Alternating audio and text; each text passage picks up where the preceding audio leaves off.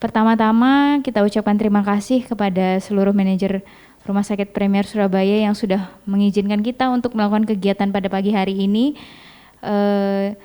yaitu seminar mengenai tentang kanker payudara, kenali sejak dini dengan sadari. Seminar kita pada pagi hari ini akan dibawakan oleh Dr. Dwi Hari Susilo, spesialis bedah konsultan onkologi. Selamat pagi, dokter. Ya. Terima kasih buat semua peserta yang sudah hadir menyempatkan waktu untuk mengikuti seminar kita pada pagi hari ini. Sebelum kita memulai kegiatan seminar, mari kita dengarkan sambutan dari ketua acara seminar hari ini, yaitu Dr. Lidi. Kepada Dr. Lidi kami persilahkan.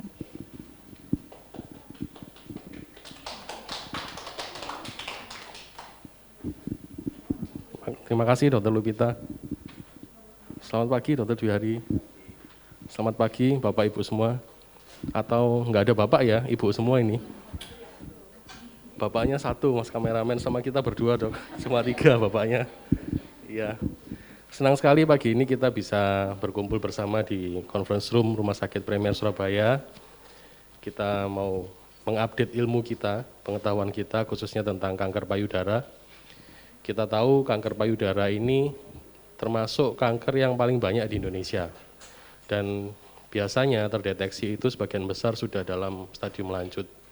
Padahal kanker payudara kalau ditemukan sejak dini itu bisa, penanganannya bisa lebih baik. Nah kita pagi ini beruntung sekali ada bisa belajar dari ahlinya. Terima kasih Dr. Dwi Hari. Beliau jadwalnya padat banget tapi pagi ini berkenan hadir bersama kita. Jadi kita bisa mengetahui gimana sih mencegah kanker sejak dini supaya penanganannya lebih baik dan maksimal. Jadi saya nggak berpanjang-panjang lagi, saya izinkan saya mewakili seluruh panitia dan Rumah Sakit Premier Surabaya mengucapkan mohon maaf kalau ada yang kurang berkenan dan terima kasih untuk kehadiran ibu-ibu semua. Kami berusaha berkembang untuk menjadi lebih baik, memberikan yang terbaik bagi ibu-ibu semua. Terima kasih, semoga kegiatan kita pagi ini bermanfaat. Silakan. Terima kasih kepada Dr. Lidi untuk kata sambutannya. Ya, seperti yang kita tahu ya, ini topik kali ini dalam rangka memperingati Hari Kanker Sedunia dan dipilih topiknya kanker payudara dari Rumah Sakit Premier Surabaya. Tidak berlama-lama lagi, mungkin kita langsung saja mendengar topik seminar hari ini. Kepada Dr. Dwi Hari kami persilahkan.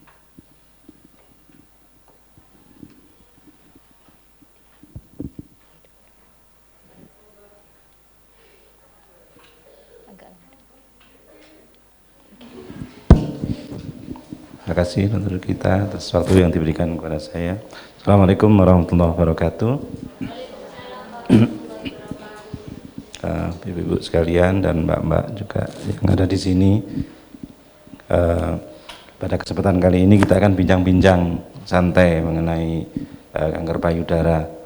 Jadi merupakan salah satu kanker yang terbanyak di wanita, tapi juga di bapak-bapak juga ada yang menderita kanker payudara karena tetap meskipun laki atau perempuan juga ada kanker payudaranya. Seperti dikatakan Dr. Iba tadi, memang kita mengadakan acara ini salah satunya dalam rangka untuk memperingati Hari Kanker Sedunia. Jadi untuk mengingatkan kita bahwa ada risiko di kita, di semuanya, baik laki-laki maupun perempuan, tapi meskipun perempuan lebih banyak risikonya untuk khusus kanker payudara. Oke, slide. Sebelumnya saya ucapkan terima kasih atas kesempatan yang diberikan kepada saya dari panitia dan ibu-ibu sekalian yang telah meluangkan waktu untuk mendengar apa yang akan kita bicarakan pada kesempatan kali ini. Dan ini materinya mungkin sekedar sebagai pendahuluan, mungkin saya harapkan nanti di berikutnya tanya jawabnya lebih gayeng nanti ya. Ini fungsi payudara, kalau dulu sama sekarang mungkin ada sedikit pergeseran. Kalau dulu lebih ke arah sebagai organ wanita yang nantinya akan memberikan manfaat yang besar pada saat sesudah melahirkan, untuk menyusui, untuk memberikan gizi yang baik pada anak-anak dan seterusnya. Kemudian dan pergeseran waktu, fungsinya bertambah. Selain merupakan satu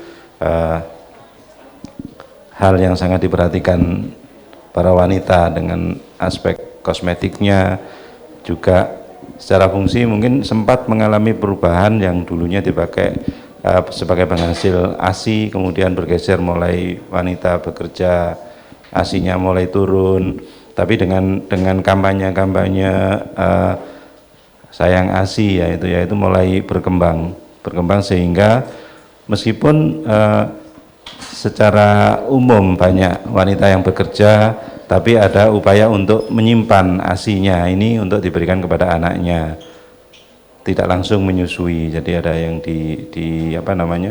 dikumpulkan, dikolek, kemudian di mana-mana kita ketemu ada ruangan untuk pojok laktasi atau yang digunakan untuk laktasi atau sekedar memompa nanti diberikan kepada anaknya. Di kantor-kantor banyak itu, dan itu secara umum itu memperbaiki risiko untuk kanker payudaranya. Jadi pada orang-orang yang tidak menyusui memang risikonya lebih tinggi. Nanti kita bahas berikutnya. Jadi dulu memang payudara itu fungsinya untuk organ reproduktif dan memberikan ASI pada anak-anaknya. Tapi dengan berkembang waktu mulai aspek kosmetiknya diperhatikan. Ini nanti berhubungan dengan treatment kanker payudara. Slide. Ini data yang kita dapatkan. Secara umum kanker payudara sekarang itu merupakan keganasan tertinggi pada wanita. Kalau dulu yang tertinggi itu adalah kanker serviks ya, kanker serviks. Cuma ke arah sini kanker serviks itu makin berkurang karena adanya program vaksinasi. Jadi vaksinasi itu merupakan satu langkah yang sangat penting. Kalau dulu vaksinasi itu hanya untuk penyakit-penyakit infeksi. Tapi sekarang ke kanker, karena kanker serviks itu ternyata sebagian besar ada pengaruh dari virus, human papillomavirus atau HPV, sehingga ada vaksin HPV. Kanker payudara belum ada vaksinnya, meskipun ada ilmuwan yang berangan-angan nanti tahun 2035 itu sudah harapannya sebagian besar kanker itu ada vaksinnya. Meskipun tidak terkait dengan infeksi seperti serviks, yang mudah-mudahan itu kalau itu bisa terrealisasi ya kita sangat bersyukur sehingga penyakit kanker juga akan berkurang.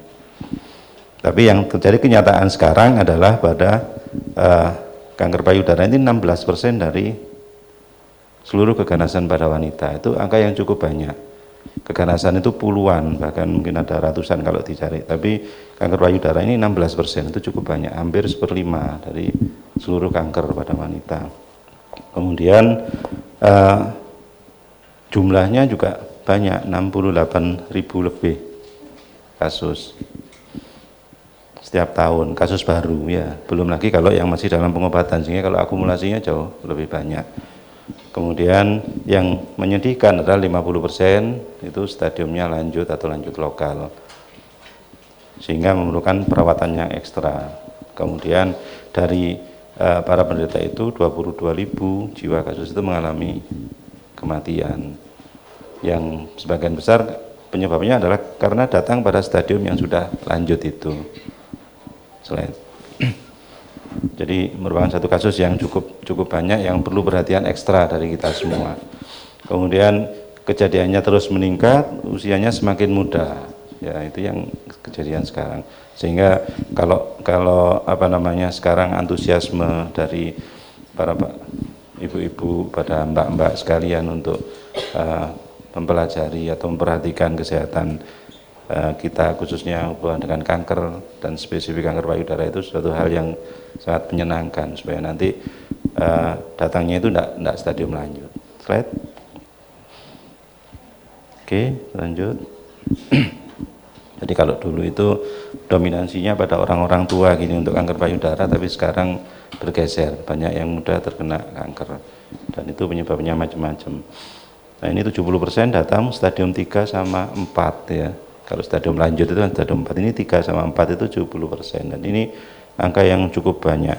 Yang ini kalau sudah lanjut, ini penyebaran bisa ke paru-paru, ke otak, atau ke tulang, atau ke liver. Itu memberikan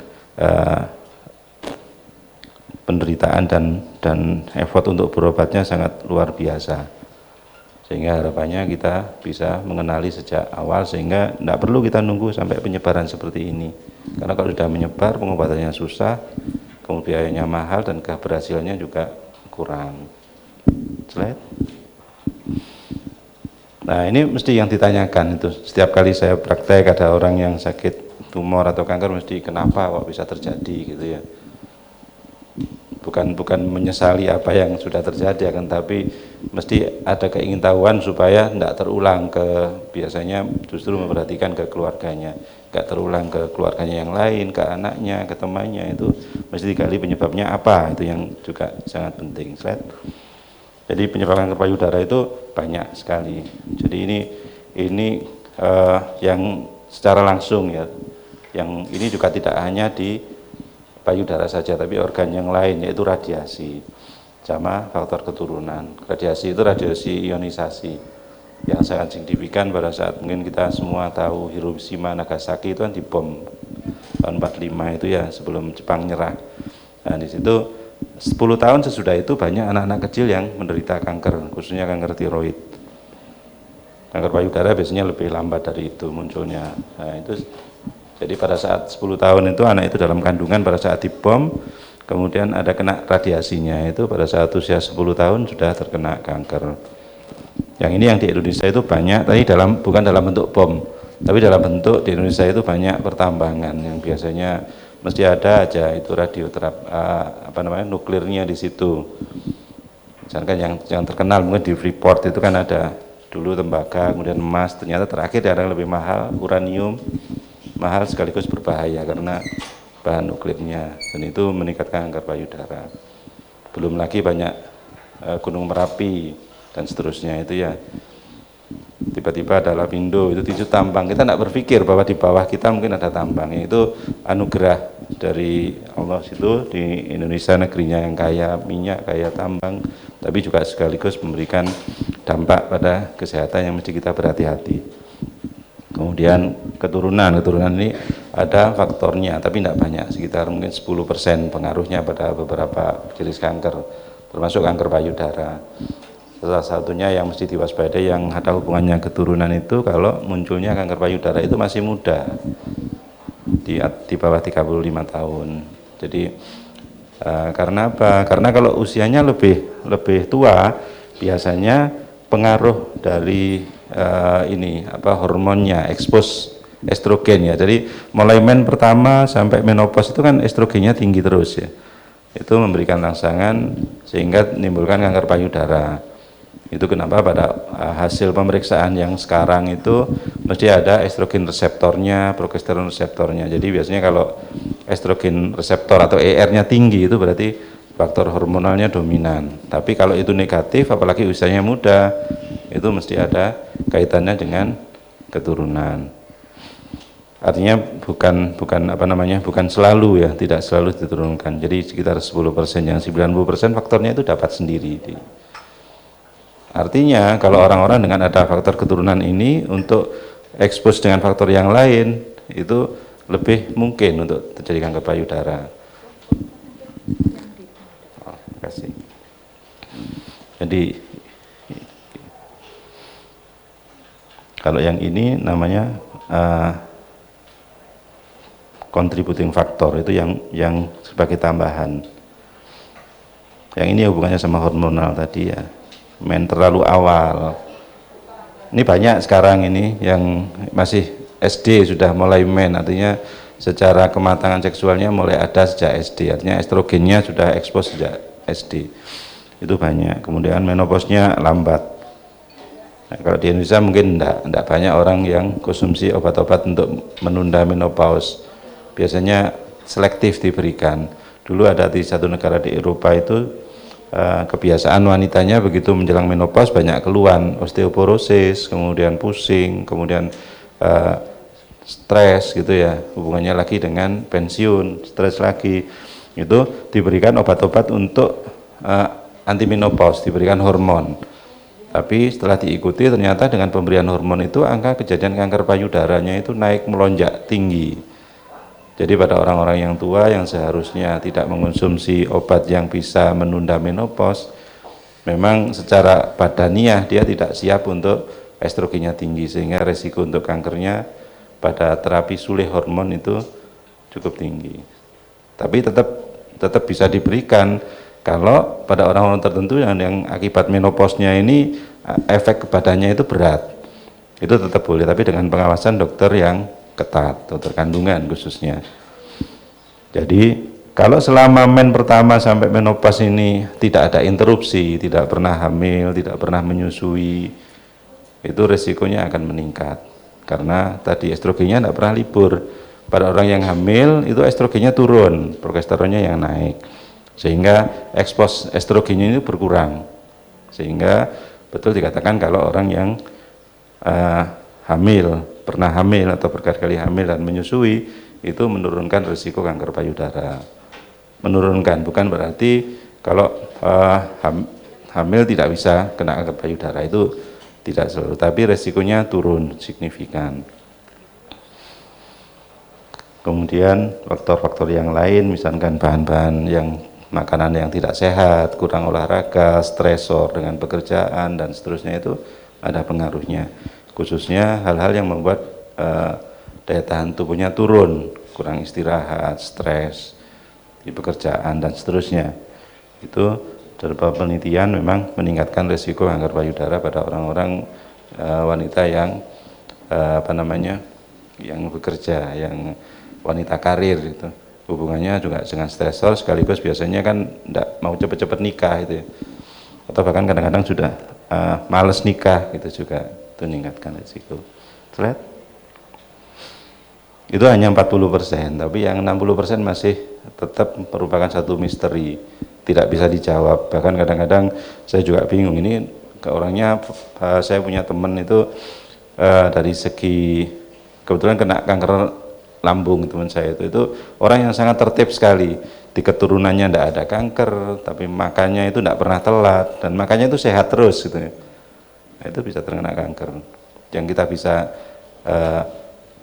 menjadi alasan ya ini biasanya ada kayak semacam insting. Jadi orang-orang yang punya bakat kanker di badannya itu jaga, itu instingnya jaga. Akan tapi dengan jaga itu pun masih terkena itu. Kita bisa bayangkan kalau tidak jaga apalagi ya mesti lebih parah atau mungkin munculnya lebih mudah munculnya. Jadi yang 40% tetap merupakan misteri yang kita tidak bisa menjawab kenapanya, sehingga kalau ditanya pas praktek ini kenapa kok bisa kena kanker, bingung saya ini. Tapi yang tetap kita bisa lakukan adalah kita mana yang bisa kita kontrol untuk mencegahnya, yang kita mesti perbaiki. Slide. Oke, slide. Ini ada penelitian bukunya ini. Ini dari satu penelitian 5 penyebab kanker payudara terhadap wanita karir. Ini meningkatkan risiko, artinya tidak semua wanita karir terkena kanker itu enggak. Ini ada beberapa. Tidak menyusui, ya ini kan dulu, sekarang wanita karir bisa ada pojok laktasi, bisa nyimpan ASI-nya. Pada prinsipnya orang yang menyusui itu pada saat nyusui itu hormonnya yang berperan kan prolaktin ya, untuk mengeluarkan ASI yang lebih banyak. Estrogennya turun, sehingga pada orang yang menyusui aktif tidak men ya. Itu yang menyebabkan penurunan angka karena estrogennya turun, tapi prolaktinnya yang naik. Menunda kehamilan, otomatis ekspos estrogennya naik. Stres, ini meningkatkan daya tahan tubuh, gampang kena sakit apa saja. Kemudian polusi udara, ini pasti, ini meracuni. Meskipun itu masuknya lewat paru-paru, tapi itu kan terdistribusi ke seluruh tubuh. Sehingga kalau ada radikal bebas atau itu mesti mempengaruhi. Kurang tidur, tidur terbaik itu saya hanya bisa ngomong ya. Biasanya sebelum jam 10 sudah tidur, tapi saya sendiri juga tidak bisa tidur sebelum 10. Kalau sempat paginya nyaur utang, habis sholat subuh tidur lagi. Oke. Jadi ini hal-hal yang kebiasaan-kebiasaan yang tidak baik yang bisa meningkatkan risiko kanker payudara. Slide. Kemudian yang penting dalam penanganan payudara sebenarnya adalah prevensi. Prevensi itu pencegahan. Pencegahan itu tadi, meskipun kita sudah tahu banyak ini penyebabnya, cuma kadang-kadang kita tidak bisa hindari. Tapi kita tidak akan menyesal kalau kita sudah melakukan upaya-upaya prevensi itu. Slide. Meskipun nantinya kena, ya mudah-mudahan dengan prevensi yang kita lakukan tidak kena gitu kan. Tetap doa tetap ada tempatnya. Untuk doa itu kita berharap pada Tuhan supaya tidak sakit, supaya tetap sehat, dan kita meningkatkan optimis kita kan, dengan berserah diri juga hatinya lega, stresnya turun gitu ya. Jadi pencegahan itu ada beberapa macam, pencegahan primer, sekunder, tersier. Kalau premier ini yang bisa dihindari sebelum terjadi sakit. Modifikasi faktor risiko, itu seperti tadi, kalau wanita karir karena menyusuinya yang menyebabkan kanker payudara, ya kita manfaatkan pojok laktasi, tetap produksi ASI-nya tetap jalan, hormon estrogennya tetap turun, diberikan anaknya ditunda, disimpan gitu ya. Kemudian chemoprevention, ini dulu banyak dilakukan tapi sekarang jarang. Chemoprevention itu diberikan obat-obat anti estrogen kayak tamoxifen, itu chemoprevention namanya, tapi tidak disukai pada sebagian besar orang, karena dengan minum anti estrogen itu otomatis tanda-tanda menopause muncul pada saat masih muda, itu tidak mengenakan. Genetic screening ini artinya misalkan pada saat seperti yang dilakukan, kita kenal Angelina Jolie, itu genetic screening ya. Ibunya CA payudara, CA ovarium misalnya. Kemudian dia cek BRCA. Itu kalau BRCA-nya positif, berarti bisa diramalkan dalam perjalanan hidupnya. Nanti suatu saat tidak tahu umur berapa dia akan terkena kanker payudara. Asal hidupnya itu sesuai dengan usia harapan hidup pada umumnya orang gitu. Tidak bisa dikalkulasikan, oh ini tidak kena kanker payudara ternyata sampai meninggal, tapi meninggalnya masih muda karena kecelakaan, nah itu tidak masuk. Tapi kalau diukur orang pada umumnya meninggal umur 70 tahun misalkan, nah mulai saat dia periksa sampai 70 tahun itu, kalau dia melewati usia itu maka akan mengalami kanker payudara. Sehingga kalau Angelina Jolie itu positif, maka dia melakukan pencegahan dengan melakukan mastektomi. Jadi payudaranya diangkat semua, kemudian direkonstruksi. Jadi isi jaringan payudara diambil, kulitnya dipertahankan, ditambah dengan silikon. Jadi risiko kanker payudaranya tidak ada lagi sudah, ya, karena payudaranya sudah diangkat. Gitu. Nah, kemudian pencegahan sekunder, ini dengan sadari. Pencegahan sekunder ini tujuannya adalah untuk deteksi dini, supaya ketahuannya itu pada stadium yang masih awal, supaya nanti pengobatannya itu sangat mungkin untuk bisa sembuh sempurna, tidak kambuh lagi gitu ya. Dengan sadari ini pemeriksaan payudara sendiri, kemudian dengan klinikal kalau ada kelainan, kemudian dikonsulkan ke ahlinya, dan mungkin yang pemeriksaan awal nanti adalah USG, kalau perlu pada usia di atas 35 tahun di mamografi. Itu upaya-upaya untuk menemukan kanker payudara pada stadium yang dini.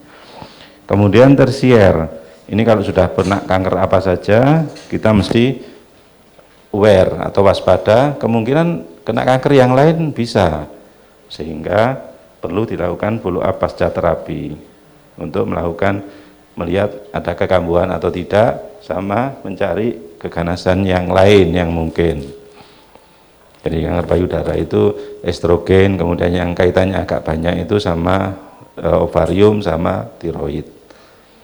Jadi 3 organ ini yang mesti diperhatikan bersama, paling tidak kalau pada wanita yang ada risiko kanker payudaranya. Slide.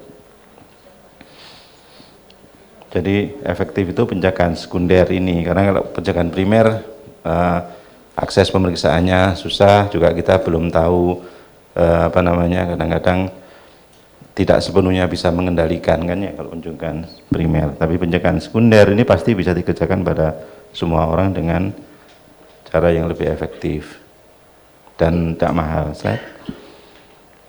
Pemeriksaan payudara sendiri ini dilakukan rutin, biasanya harapannya adalah setiap seminggu sampai 10 hari setelah bersih men. Itu kondisi pada saat payudaranya itu paling tidak sakit, paling tidak keras, sehingga kalau ada kelainan lebih gampang diraba. Jadi diperiksa sendiri. Mulai dari melihat, biasanya dengan mengaca ini ya, ngaca, dilihat posisi biasa gini, payudaranya kan harusnya gantung dengan posisi yang sama. Kalau ngajak pinggang gini, jatuh misalnya ya. Kemudian diangkat tangannya. Kalau masih bagus, artinya dia simetris gini, ini masih aman. Tapi kalau dalam diangkat ini kok tingginya putingnya ini berbeda, padahal payudaranya hampir sama ya. Yang satunya ikut naik, yang satunya kok enggak. Nah itu lebih berbahaya. Yang ikut naik ini berarti dia ada tumornya yang nempel di dinding dada. Nah itu. Slide. Kemudian dilihat, diperhatikan ini kanan kiri simetris atau tidak. Yang penting adalah dibandingkan sama sebelumnya. Kalau payudara yang di kanan kirinya itu memang hampir tidak pernah ada yang betul-betul simetris ya, tidak sama memang.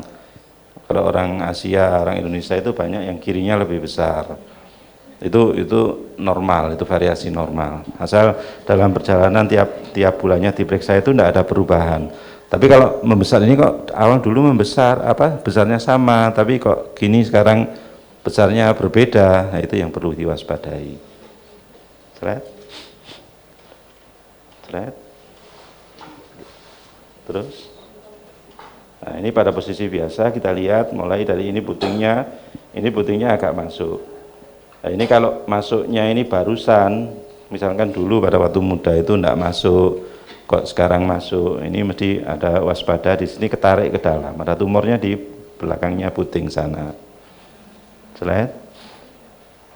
Nah ini diangkat. Nah ini kan ikut naik ya, beda. Nah ini gantung, ini yang normal. Yang ini berarti ada perlekatan ke otot dadanya. Slide. Atau ada kayak cekungan, ketarik ke dalam. Ini di ketiak, ini di dekat putingnya. Nah ini berarti ini sudah kelihatan bahkan ada tumornya di sini. Slide. Ini juga ada. Secara ini hampir sama, tapi ada cekungan yang sebelumnya tidak ada cekungan ini. Ini berarti ada sesuatu yang menarik kulitnya ini ke dalam. Right? Ini atau ini koreng di payudara yang tidak sembuh-sembuh. Ini biasanya mulai dari putingnya ke sekitarnya merambat, kemudian putingnya habis gini. Ini yang dikenal dengan patched disease, ini termasuk kanker payudara yang asalnya dari saluran. Jadi selnya itu kayak tumpah dari saluran ASI-nya itu kemudian keluar gitu, merambat keluar. Ini juga kanker payudara. Slide. Ini yang sama. Jadi putingnya masuk ini karena tumornya ada di sini, tuh putingnya masuk. Atau keluar cairan dari puting yang bukan ASI, terutama yang warnanya merah atau hitam. Kalau warnanya kuning bening, biasanya enggak apa-apa. Tapi kalau merah atau kehitaman itu yang mesti kita waspada, kanker payudara. Slide. Kemudian diraba. Jadi kalau sudah dilihat enggak ada masalah, diraba. Karena kadang-kadang meskipun dilihat enggak kelihatan, tapi diraba bisa terasa ada bedanya kanan sama kiri. Slide. Dirabanya posisinya boleh berdiri gini atau pada saat baring. Kalau pada saat mandi kan sekalian diraba, gini ada kelainan atau enggak, tapi yang penting adalah bahwa payudara ini harus diratakan dengan cara mengangkat tangannya ke atas.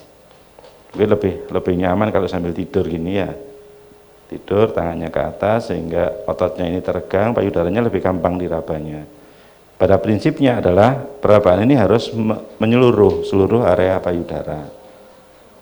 Jadi caranya bisa muter gini, atau bisa dari atas ke bawah, bisa muter sirkuler dari payudara gitu. Lihat. Ini jadi ini bisa dari atas ke bawah gini, yang penting semua area itu teraba. Yang lebih sering disukai adalah muter ini ya, dari dalam sampai keluar sampai ke tiak. Kemudian kalau ngecek ada cairan atau enggak, ditekan di sekitar putingnya ini. Biasanya sebelum ditekan itu sudah tahu kalau ada cairannya, itu kalau pas ganti bra itu ada bercaknya gitu. Itu curiga ada cairannya, sehingga kita tinggal meriksa warnanya apa. Kalau warnanya kemerahan, kehitaman, mesti segera diperiksakan. Kemudian meriksanya itu supaya tidak sakit itu dengan perut ujung jari, jadi di sini. Jangan dengan ujungnya, kalau kena kuku sakit ya. Slide. Kemudian Ini kelainan payudara yang mungkin akan terdeteksi dengan pemeriksaan sendiri. Itu biasanya rasanya kok gerenjel, ada benjolan, kok enggak sama gitu aja. Tapi sebenarnya yang bisa terjadi ini macam-macam. Bisa merupakan ini tumor jinak yang biasanya pada usia yang masih muda mulai muncul. Ini karakternya biasanya kalau diraba itu lari-lari ya. Kemudian kista ini kelihatannya bulat, tapi ini kalau diraba sedikit tidak lari karena dia di dalamnya kelenjar biasanya kalau kista. Kalau abses biasanya nyeri kalau ditekan. Sebelum ditekan pun kadang-kadang sudah nyeri, tekan lebih nyeri lagi.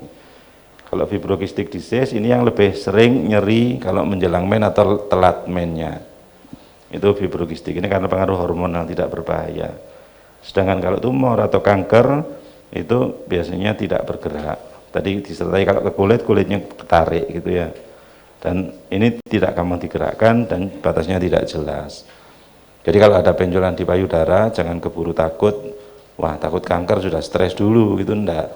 Jadi kemungkinan kankernya ini mungkin kalau dibandingkan yang lainnya ya ini istilahnya itu enggak sampai seperlimanya. Kalau ini ada 5 kelainan ya dia seperlimanya gitu. Jadi enggak perlu takut. Jadi kalau ada kelainan justru harus diperiksa sendiri, ada yang beda, ada kelainan mesti diperiksakan ke tenaga medis yang terdekat. Yang terdekat misalnya kalau ada dokter ya dokter, kalau tidak ada minimal bidan atau perawat itu untuk awal boleh. Sehingga nanti bisa tahu dan bisa mengarahkan ke tempat pemeriksaan yang betul yang slide. Biasanya kalau ke dokter atau ke petugas medis yang pertama dilakukan adalah di USG. Itu pemeriksaan yang tidak sakit, kayak bayi itu USG berulang-ulang tidak apa-apa, tidak ada radiasinya sehingga tidak perlu ditakutkan. Ini ya di USG, tapi biasanya di USG kan tidak pakai bra nanti ya, cuma ini karena mau difoto jadi malu. Jadi slide USG itu bisa menemukan benjolan seperti ini. Ini kan ada isinya, ini biasanya kalau batasnya bagus gini tumor jinak. Slide. Ini kalau bulat ada bayangannya putih, ini isinya cairan. Slide. Ini ada cairan, ini ada cairannya tapi ada tumornya di dalamnya. Jadi tumornya yang produksi cairan. Slide. Nah, jadi banyak gambaran yang bisa dilihat dari USG yang sederhana itu dan tidak sakit USG itu. Tidak sakit, tidak ada radiasi dan relatif tidak mahal dibandingkan pemeriksaan yang lain. Mamografi ini khusus. Biasanya dianjurkan mamografi itu bisa untuk screening, bisa untuk diagnostik. Kalau screening itu tidak ada gejalanya, tidak apa-apa, tapi umurnya untuk orang usia di atas 35 atau ada yang menerapkan di atas 40 itu mesti dilakukan mamografi supaya tahu kalau ada kelainan atau tidak. Ini biasanya masuk medical check up biasanya harusnya mamografi ini. Kemudian kalau sudah ada benjolan di USG, kalau ada tumornya, mamografi itu untuk diagnostik, untuk nambah informasi dari USG-nya supaya kita bisa lebih konklusif, oh ini ke arah ganas atau jinak gitu. Slide. Ini anjuran untuk mamografi kalau umur 35 sampai 40 tahun setiap 2 tahun. Kalau 40-50 tiap 1 sampai 2 tahun. Biasanya kalau tidak ada kelainan gitu ya 2 tahun. Kemudian kalau di atas 50 tahun untuk screening dianjurkan setiap tahun. Jadi karena pada usia yang di atas 50 tahun satu payudaranya itu lebih kendor sehingga tidak sakit di mamografi, yang kedua risiko kanker payudaranya lebih tinggi sehingga perlu lebih sering. Waktunya sama seperti pemeriksaan yang tadi adalah 7 sampai 10 hari setelah men bersih. Slide. Ya, sudah kalau mamografi itu dikatakan bisa mendeteksi kanker payudara 2 tahun sebelum tumor dapat diraba. Jadi masih kecil sudah kelihatan. Ini yang diharapkan untuk screening, untuk mendapatkan kanker payudara yang masih stadium dini. Slide. Pengapuran kecil-kecil ini yang tidak teraba bisa kelihatan di mamografi, mikrokalsifikasi. Jadi meskipun tidak semua pengapuran yang bercak putih-putih ini merupakan kanker ya. Tapi kalau bercak tertentu, kalau ini kan bentuknya berbeda-beda, macam-macam ini, kemudian ringgik-ringgik kalau dibesarkan, nah itu tanda-tanda kanker di mamografi. Ini belum bisa diraba, tapi mamografi sudah tahu.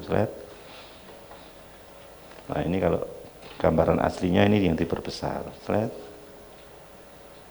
Oke, terus ini beberapa ada aliran ibu-ibu yang tidak mau di mamografi.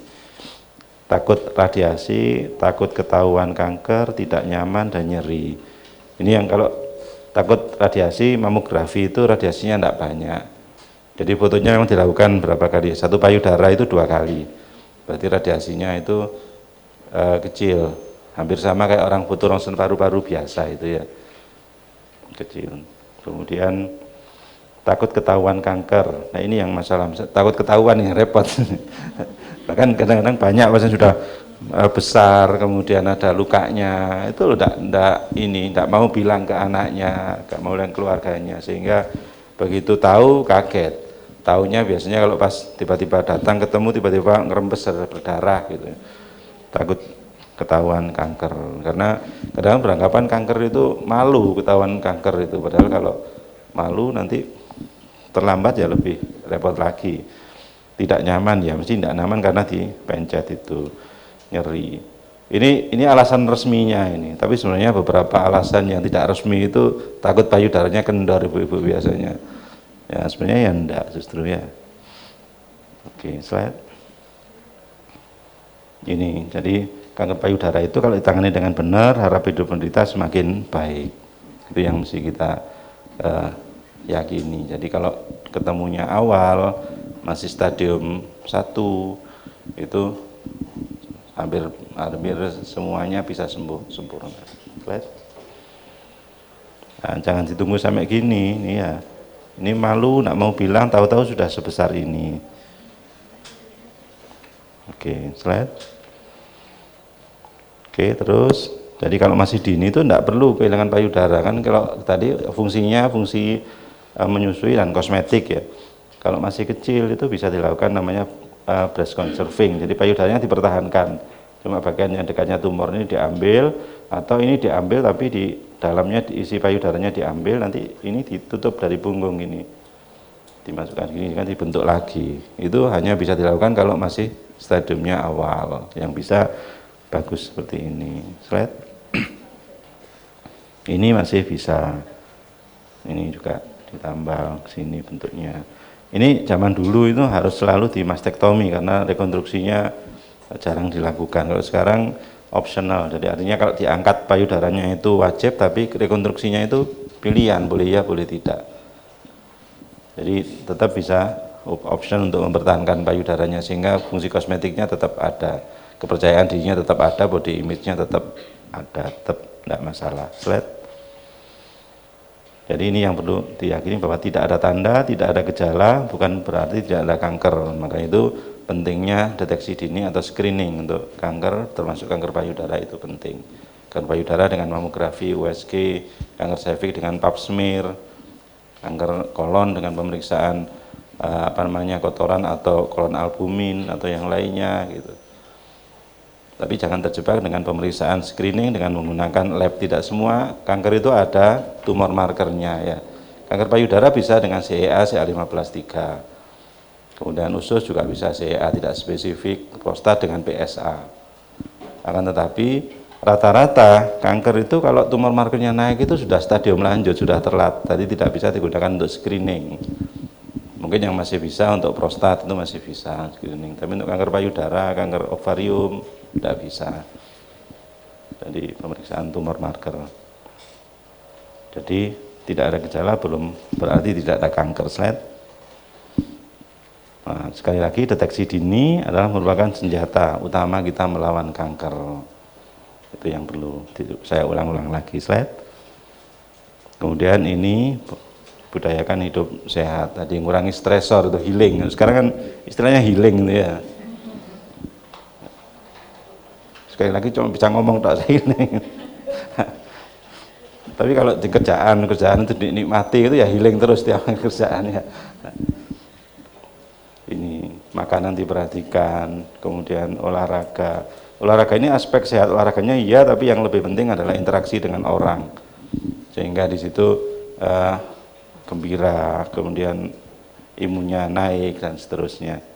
Kemudian ini anak-anak selama masih bisa diajak main. Nanti kalau sudah SMP enggak mau diajak, ini teman-temannya itu. Ayo ikut ke sana. Enggak Bu, enggak mah. Aku janjian sama temanku gitu ya. Udah repot nanti. SMA bapak ibunya di rumah sendirian berdua keluar. Nah, masih bisa diajak, masih kecil diajak. Sekaligus untuk healing tadi itu. Slide. Ini pentingnya support group. Jadi ada beberapa kanker payudara itu, kalau di Indonesia ada Love Pink, ada RSS di Surabaya, itu komunitas penyintas kanker payudara. Jadi dengan bergabungnya dengan komunitas ini, itu satu, kalau para penderita itu memiliki optimisme, ternyata nggak sendirian gitu, nggak sendirian. Jadi itu menimbulkan rasa percaya diri, kemudian sharing pengalaman masing-masing, sehingga yang baik diambil, kemudian untuk meningkatkan itu tadi pengetahuan, kemudian meningkatkan imun kita juga, kemudian yang penting adalah tidak merasa sendiri, dan yang lebih penting juga saling bisa memberikan sesuatu. Kita punya informasi, punya pengalaman, di-sharing dengan yang lain, dan kumpul-kumpul gini healing juga ya. Oke, slide. Oke, mungkin itu yang saya bisa sampaikan. Ada kurang lebihnya mohon maaf. Nanti mungkin disambung dengan tanya jawab, mungkin lebih kayang mudah-mudahan ya. Oke, dari saya selama ini cukup dulu. Assalamualaikum warahmatullahi wabarakatuh. Terima kasih kami ucapkan kepada Dr. Dwi Hari untuk informasinya. Selanjutnya, tadi kita sudah mendengarkan materi. Saat ini kita akan melakukan praktek sadari untuk deteksi dini kanker payudara. Jadi kita akan sama-sama mempraktekkan di sini ya. Sebelumnya kita akan lihat video tentang sadari terlebih dahulu.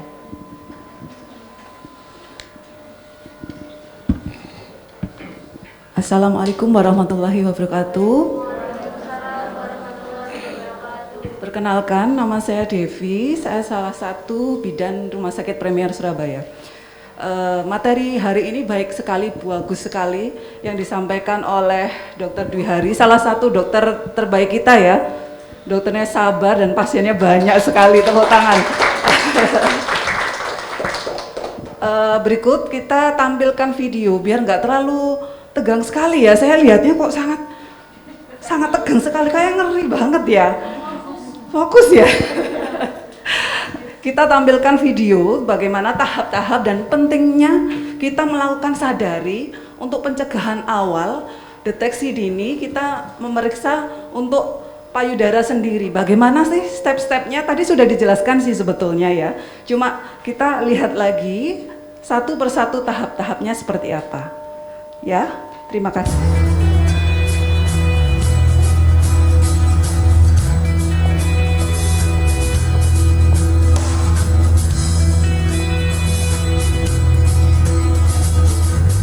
Kita hanya butuh 7 menit sebetulnya setiap hari, setiap bulannya, di hari ke-7 sampai ke-10 setelah haid pertama dihitungnya ya.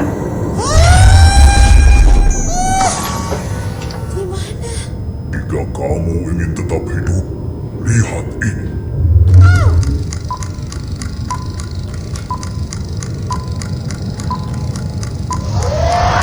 Tahukah kamu, di planet ini ada penyakit yang menjadi pembunuh nomor 1 kaum perempuan.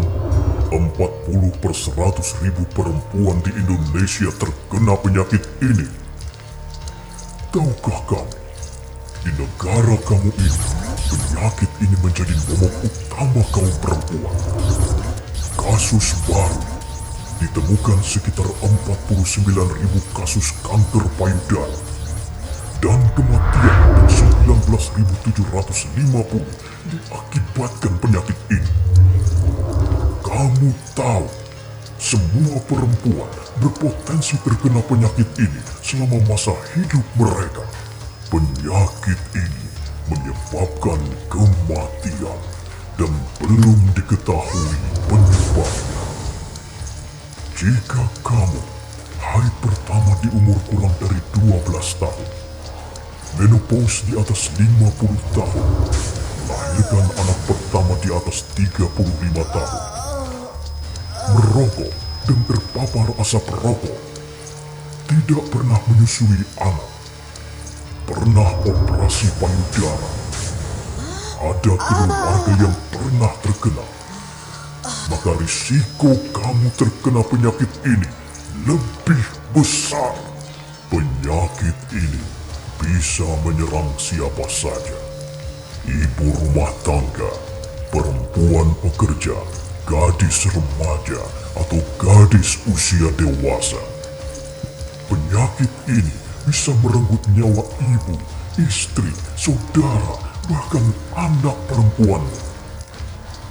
Penyakit ini bisa merenggut siapa saja, tak terkecuali kamu. Kamu tahu ini penyakit apa? Kanker payudara.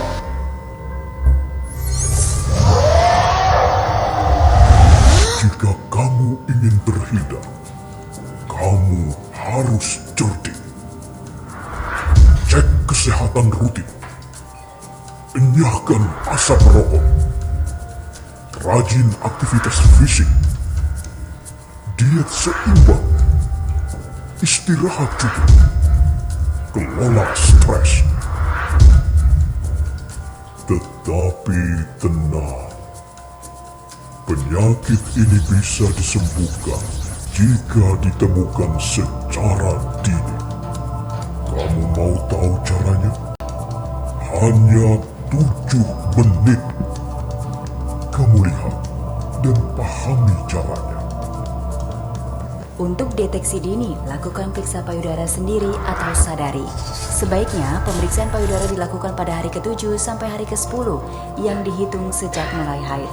Bagi yang telah menopause, pemeriksaan dilakukan dengan memilih tanggal yang sama tiap bulannya, misalnya setiap tanggal 1 tiap bulannya. Ada 9 tanda-tanda terlihat yang harus kamu waspadai. Pertama, penambahan ukuran atau besar yang tidak biasa pada payudara. Kedua, salah satu payudara menggantung lebih rendah dari biasanya. Ketiga, lekukan seperti lesung pipi pada kulit payudara.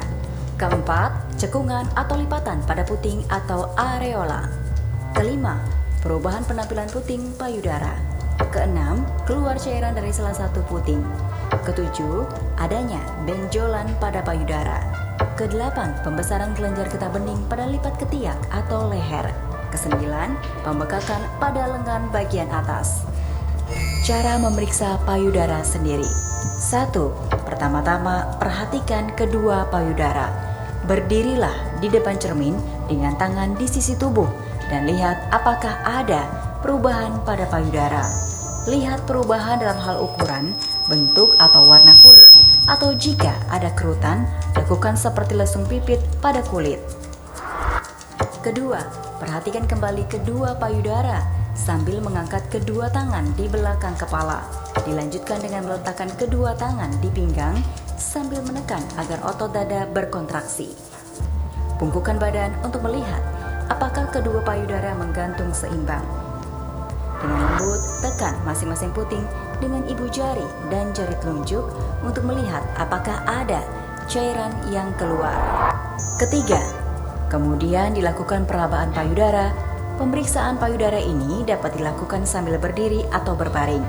Jika memeriksa payudara sambil berbaring, diletakkan sebuah bantal di bawah pundak sisi payudara yang akan diperiksa. Keempat, angkat lengan kiri di bawah kepala. Gunakan permukaan jari tangan kanan, telunjuk, tengah, manis untuk menekan payudara kiri. Mulailah dari bagian terluar payudara sampai ke puting susu dengan gerakan melingkar searah jarum jam. Pastikan untuk meraba seluruh permukaan payudara. Kelima, rasakan apakah terdapat benjolan atau penebalan. Pastikan untuk memeriksa daerah yang berada di antara payudara, di bawah tulang selangka. Angkat lengan kanan di bawah kepala dan ulangi pemeriksaan untuk payudara sebelah kanan dengan menggunakan tangan kiri.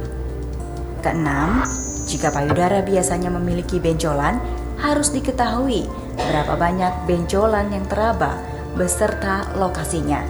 Bulan berikutnya harus diperhatikan apakah terdapat perubahan ukuran maupun bentuk benjolan tersebut dibandingkan dengan bulan sebelumnya. Ketujuh, jika ada cairan dari puting yang tampak seperti darah atau nanah pada ibu yang tidak menyusui, maka harus segera menemui petugas kesehatan untuk memeriksakan diri lebih lanjut. Kedelapan, dengan menggunakan teknik yang sama setiap bulan akan membantu untuk mengetahui lebih awal apabila ada kelainan pada payudara. Bagaimana? Kamu masih bermalas-malasan melakukan sadari?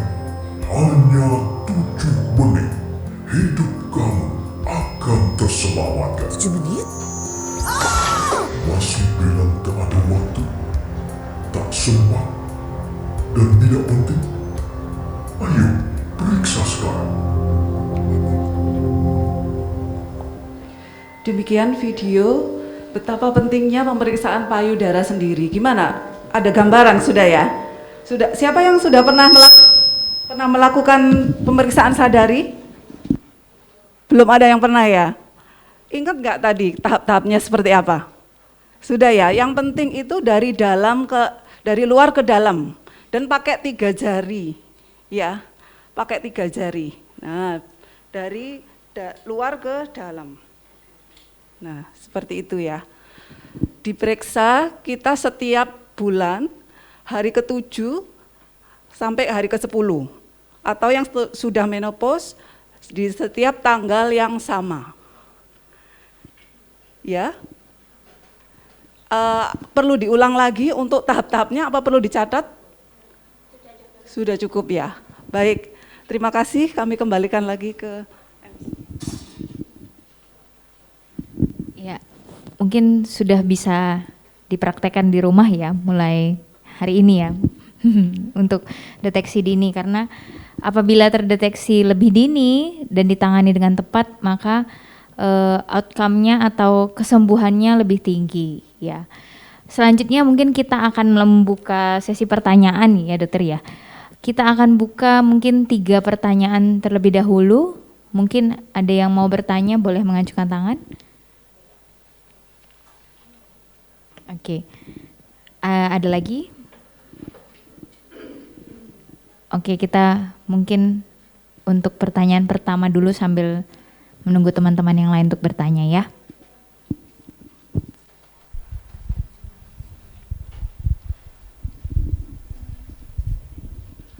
Terima kasih untuk dokter. Saya mau bertanya, mungkin ada 2 pertanyaan.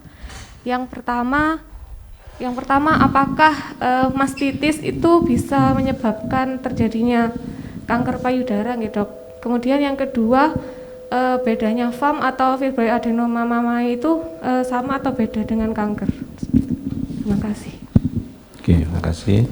Jadi mastitis itu radang atau infeksi di payudaranya, penyebabnya macam-macam. Jadi artinya kumannya itu bisa bermacam-macam, bisa infeksi yang seperti biasanya karena kuman biasa atau karena TBC juga bisa. Kemudian kalau kanker payudara itu 2 hal yang berbeda dibandingkan dengan mastitis. Meskipun ada istilahnya itu mastitis karsinomatosa, itu bentukan kanker payudara yang istilah lainnya ada inflammatoire breast cancer, itu kanker payudara yang penampakannya itu seperti infeksi. Jadi kalau infeksi atau mastitis biasanya infeksi yang biasa itu hitungannya itu hari atau minggu, nyerinya ditandai dengan nyeri, kemudian bengkaknya cepat, merah, ada demamnya. Tapi mastitis yang karena TB itu tidak nyeri. Dia bisa mirip-mirip, kadang-kadang awal-awal itu nggak jelas benjolannya, ditekan nggak nyeri, kecuali kalau sudah ada terbentuk nanah atau abses dan ada infeksi tambahannya baru nyeri.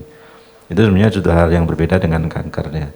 Kalau meskipun ada kanker yang mirip gambarnya dengan radang, tapi mastitis sendiri itu sebenarnya tidak akan menjadi kanker, tidak akan menjadi kanker. Kalau kanker itu biasanya benjolannya sudah agak lama, biasanya hitungannya itu bulan itu sudah termasuk cepat. Tapi yang perlu diwaspadai untuk kanker itu ada yang jenisnya inflamator, itu membesarnya cepat, kemudian bengkak semua keras gitu ya, itu ada. Kemudian yang kanker payudara yang timbul pada saat sedang hamil atau menyusui atau gestasional, itu kecil secara frekuensi, tapi itu dua hal yang khusus, inflamator breast cancer sama gestasional. Jadi di satu sisi memang dengan hamil menyusui itu mengurangi risiko signifikan untuk kanker payudara, tapi kalau kanker payudara itu muncul pada saat hamil dan menyusui itu lebih agresif, meskipun itu kecil. Sehingga kalau selama periode menyusui hamil gitu, kalau ada kelainan di payudara yang tidak biasanya, tidak seperti pada orang menyusui yang lain, harus lebih cepat untuk memeriksakan. Tapi ada beberapa kasus yang mastitis TB biasanya ya, karena TBC payudara itu bisa, itu ternyata di dalamnya ada kankernya, itu ada, tapi bukan karena TB jadi kanker, enggak, itu dua hal yang berbeda, tapi bisa kejadian bareng-bareng atau koinsiden namanya. Itu mungkin tidak sampai 1% dari kanker payudara, karena TB biasanya perkembangannya kan pelan gitu ya. Tapi apapun itu, kalau ada kelainan di payudara yang tidak biasa harus cepat diperiksakan, itu yang penting. Termasuk FAM atau fibroadenom. Jadi kalau FAM atau fibroadenom itu terjadinya karena proses pertumbuhan payudara yang menyimpang. Itu makanya kenapa munculnya itu pada usia yang masih muda.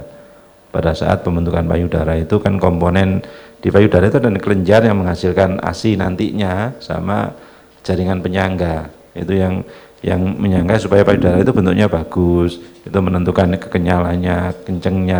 Nah itu ada otot-otot kecil di situ yang bisa mengangkat payudara. Kemudian ada jaringan namanya penyangga, itu ligamentum Cooper namanya, karena orangnya yang menemukan Cooper, bukan orang Cooper kurang pergaulan, enggak, nama orang. Jadi dinamai seperti itu penyangga payudara supaya enggak jatuh, yang akan lebih elastis atau lebih kendor pada saat dengan bertambahnya usia, itu seimbang. Tapi pada orang yang ada fibroadenomanya, yang tumbuhnya itu jaringan fibrusnya, penyangganya ini lebih dominan sehingga timbul benjolan. Biasanya kalau fibroadenom atau FAM itu gerak-gerak, digerakkan ke dalam sekitarnya, gerak-gerak dan tidak sakit. FAM itu tidak sakit pada dasarnya. Yang menimbulkan sakit itu kalau fibrokistik karena hormonal tadi. Sama kanker beda. Kalau fibroadenom itu gerak-gerak, batasnya jelas, permukaannya licin, meskipun ada beberapa yang kayak benjol-benjol tapi tetap bisa digerakkan sekitarnya. Kalau kanker itu pada umumnya dia tidak bergerak, jadi lebih lengket ke jaringan sekitarnya pada awal, tapi kalau dibiarkan terus dia bisa lengket ke dinding dada sehingga nggak bisa digerakkan kalau sudah besar. Apakah fibroadenom itu bisa berubah menjadi kanker? Bisa, tapi resikonya itu mirip sama jaringan payudara yang normal untuk berubah menjadi kanker. Jadi tetap sedikit lebih tinggi, tapi tidak selalu, sebagian besar tidak berubah. Oke, mungkin itu yang saya bisa jawab. Baik, terima kasih dokter. Berarti tidak semua mastitis itu karena infeksi ya dokter, peradangan karena infeksi biasanya. Tidak bisa, tapi ada kanker yang sifatnya seperti mastitis, gitu ya dokter ya. Kalau untuk fibroadenoma sendiri itu ciri-ciri khususnya benjolannya dapat digerakkan kalau diraba, tapi kalau kanker dia melekat dengan jaringan sekitarnya.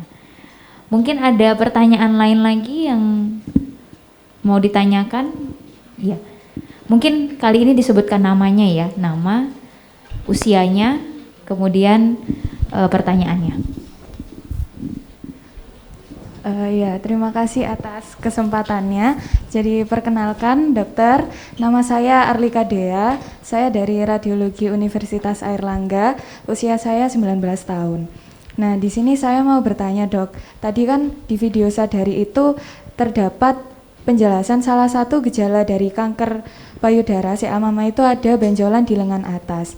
Nah, terus setahu saya itu dok, kalau misalnya kita melakukan pemeriksaan mamografi, itu fotonya itu pada sampai bagian ketiak aja. Nah, bagaimana ya dok, pemeriksaan apa yang tepat ketika kita itu menemui benjolan yang ada di lengan atas? Karena kita kan juga nggak tahu benjolan di lengan atas itu benjolan yang seperti apa, takutnya ya itu tadi, CA mammae. Mungkin itu pertanyaan dari saya, terima kasih. Baik, terima kasih. Terima kasih Mbak Dea atas pertanyaannya. Jadi kalau kita melihat jaringan payudara itu kan ada bagian yang ada di payudara sendiri itu posisi yang normal. Tapi garis pertumbuhan payudara itu mulai dari ketiak itu dekatnya lengan itu sampai ke pusar. Sehingga kadang-kadang ada jaringan payudara tambahan di ketiak, mama abran namanya, itu bisa timbul. Itu normal, isinya itu variasi normal. Bahkan kadang-kadang beberapa orang di bawahnya payudara ada kayak puting-putingan gitu ya. Itu juga sebenarnya supernumeri, jadi jaringan payudara tambahan itu normal di garis pertumbuhan payudara. Akan tetapi jaringan-jaringan yang normal ini juga memiliki risiko untuk terkena kanker payudara seperti payudaranya sendiri. Jadi memang kalau yang di ketiak biasanya di mamografi tetap akan kelihatan di ketiak, khususnya kalau payudaranya ini tidak ekstrim tipis gitu ya. Kalau kecil kan susah. Tapi biasanya kalau ada kelainan yang secara klinis ada, mamografinya nggak bisa nangkap, selalu akan dilakukan konfirmasi USG. Yang banyak lebih diperhatikan di mamografi, konsennya memang di jaringan payudara, kemudian hubungannya sama otot dada ya, pectoralis, kemudian di ketiak. Itu yang biasanya mesti kelihatan di mamografi. Jadi sekali lagi kalau klinisnya ada kecurigaan, kok ini tidak ketangkap di mamografi, atau bahkan kadang-kadang karena payudaranya terlalu kecil atau terlalu keras ya nggak kelihatan di mamografi, nah, mesti nanti konfirmasi pasca mamografi ditambah dengan USG ya, seperti itu. Baik, terima kasih dokter. Sudah cukup jelas ya. Jadi apabila tidak kelihatan dengan mamografi, maka dilakukan pemeriksaan lanjut namanya USG untuk mengevaluasi di sekitar ketiak tadi ya dokter ya. Oke, mungkin ada lagi yang ingin bertanya? Ya, mungkin kita ke sisi sebelah kiri dulu ya.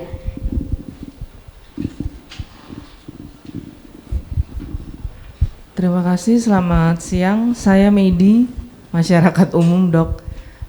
Usia saya 43 tahun.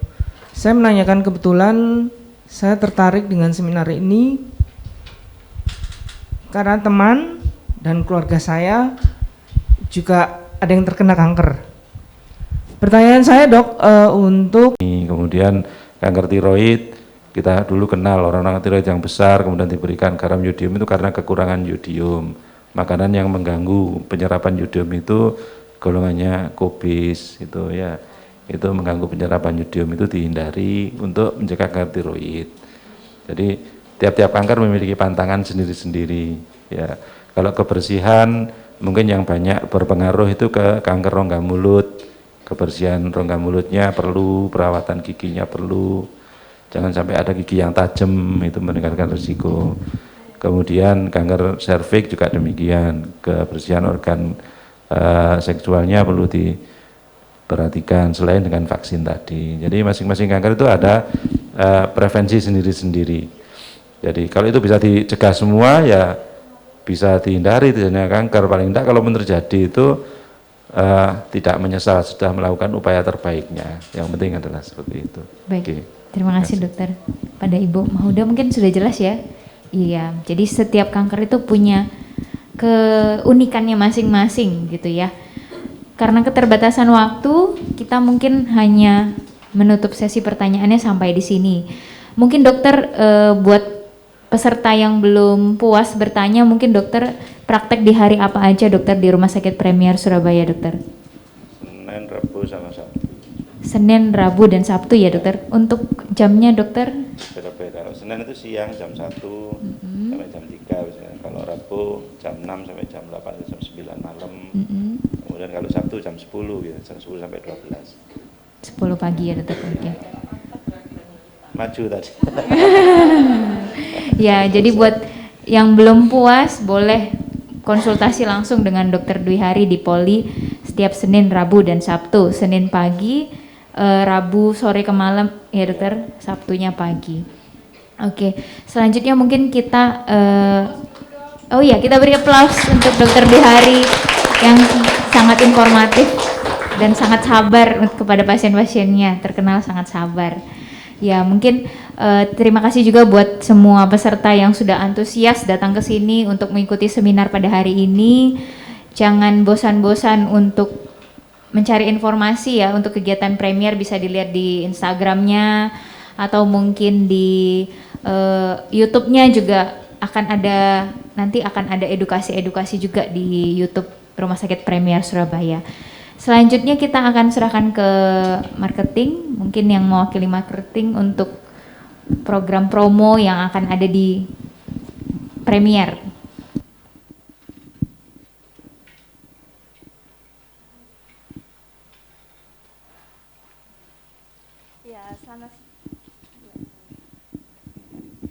Ya, selamat siang ibu-ibu, kakak-kakak yang sudah menyempatkan waktu untuk hadir di acara hari ini. Kami dari rumah sakit punya promo spesial untuk paket breast screening. Nah, untuk pendaftaran hari ini saja itu yang hadir pada hari ini itu akan mendapatkan harga 885.000 saja. Untuk harga normalnya di 998.000. Itu paketnya sudah mendapatkan pengecekan payudara kanan dan kiri, kemudian konsultasi dengan dokter spesialis onkologi. Nah, kami berharapnya dengan tadi pembicaraannya untuk aware lebih tentang kanker payudara yang dibicarakan oleh Dr. Dwi Hari Susilo, itu ibu-ibu dan kakak-kakak lebih berminat untuk bisa melakukan pemeriksaan langsung tentang kanker payudara ini. Nah, untuk ibu-ibu dan kakak-kakak yang berminat bisa langsung melakukan pendaftaran nanti di meja registrasi. Nanti kami akan follow up terkait jadwal-jadwalnya. Nah, kemudian untuk promo yang kedua itu kami punya harga spesial untuk vaksin HPV. Yang pertama di paket 2 kali vaksin itu ditujukan kepada anak-anak itu seharga 2.150.000, dan juga untuk paket 3 kali vaksin itu ditujukan ke orang dewasa seharga 3.125.000. Itu paketnya sudah mendapatkan juga konsultasi dengan dokter spesialis obstetrik ginekologi. Dan juga untuk promo ketiganya, bagi ibu-ibu yang melahirkan anak di rumah sakit kita dan juga punya anak di bawah 12 tahun bisa mendaftarkan untuk mendapatkan VIP card RB Club dan juga mendapatkan gimmick spesial dari rumah sakit kami. Nah, jadi monggo untuk ibu-ibu dan kakak-kakak yang berminat dengan promo-promo tadi yang saya sebutkan bisa langsung untuk daftar di meja registrasi kami. Terima kasih. Oke, terima kasih. Cek. Sebentar, untuk RB Club ini mungkin bisa dijelaskan apa sih RB Club itu? Mungkin. Oh, RB Club itu jadi dari rumah sakit kami itu punya kayak promo spesial gitu sih untuk anak-anak yang melahirkan untuk ibu-ibu yang melahirkan di sini dan juga anak-anak di bawah usia 12 tahun.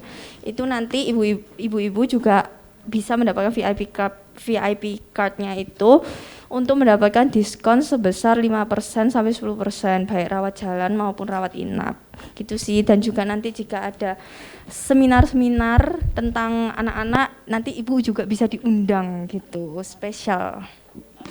Dan juga satu lagi ibu-ibu dan kakak-kakak jangan lupa untuk mengisi Google review kami ya. Oke, jadi untuk program nanti akan dibagi brosur ya.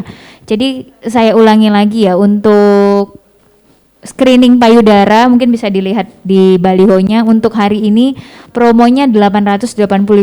Jadi screeningnya apa? Yaitu screeningnya USG payudara kanan dan kiri, kemudian konsultasi dengan Dokter Dwi Hari langsung ya. Hanya hari ini dan hanya untuk peserta di sini. Jadi kalau mau segera daftarkan langsung nanti ke teman-teman yang sudah ada di belakang. Ini juga sudah dibagikan flyer RB Club, mungkin bisa di-scan barcode, nanti bisa dilihat apa sih promo-promonya yang ada di RB Club ini untuk ibu dan anak ya khususnya.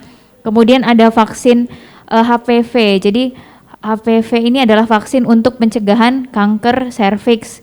Jadi untuk info, sekarang anak-anak remaja itu sudah masuk program pemerintah untuk divaksin HPV yaitu 2 kali, dan untuk wanita dewasa perempuan itu 3 kali. Kalau ambil paket mungkin itu lebih murah dibandingkan hanya satu kali gitu ya. Terima kasih sebelumnya kami ucapkan untuk semua peserta yang hadir.